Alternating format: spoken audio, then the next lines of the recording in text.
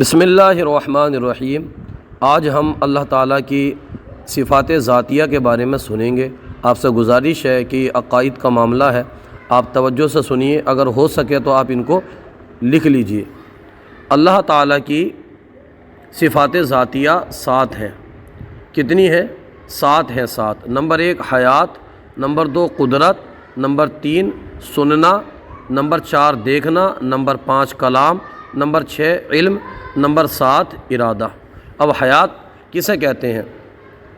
تو دیکھیے اللہ تبارک و تعالی حی ہے، اور ایسا حی ہے، ایسا زندہ ہے، خود زندہ ہے، اور سب کی زندگی اس کے دست قدرت میں ہے۔ یعنی اللہ تبارک و تعالی حی ہے، یعنی خود زندہ ہے، اور سب کی زندگی اس کے دست قدرت میں ہے، جسے جب چاہے زندہ کرے اور جب چاہے موت دے۔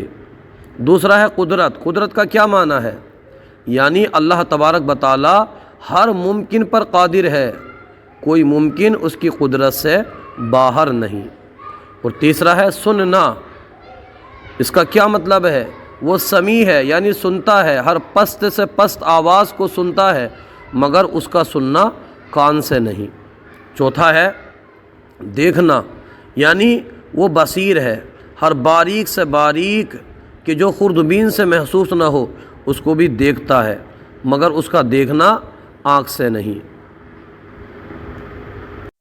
اسی طرح 5واں ہے کلام۔ وہ کلام فرماتا ہے، مگر اس کا کلام زبان سے نہیں، اور اس کا کلام آواز اور الفاظ اور حروف سے پاک ہے۔ چھٹا ہے علم، یعنی اس کا علم ہر شے کو محیط ہے، چاہے وہ غیب و شہادت ہو، چھپا ہوا ہو، ظاہر ہو، سب کچھ اللہ تبارک و تعالی جانتا ہے۔ اور 7واں ہے ارادہ، یعنی ارادہ و مشیت کی صفت سے متصف ہے، اس کے ارادہ و مشیت کے بغیر کچھ نہیں ہو سکتا۔ تمام چیزوں کو اپنے ارادے سے پیدا فرماتا ہے، اور ان میں اپنے ارادے سے تصرف فرماتا ہے۔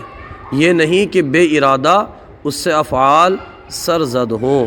یہ 7 ذات صفاتیہ اللہ تبارک و تعالیٰ کی تھیں، جن کا ہم نے مختصر سنا۔ آپ سے گزارش ہے کہ ویڈیو کو سیو کر لیجئے، اس کو اچھے سے سمجھنے کی کوشش کیجئے۔ کچھ سمجھ نہیں آیا تو آپ کمنٹ کر کے پوچھ سکتے ہیں، اگر ویڈیو اچھا لگا ہو تو چینل کو سبسکرائب کریں، ویڈیو کو لائک کریں، اور اپنے یار دوستوں میں شیئر کریں، تاکہ وہ بھی یہ علم جاننے والے بن جائیں۔ یہ فرض علوم میں سے ہے۔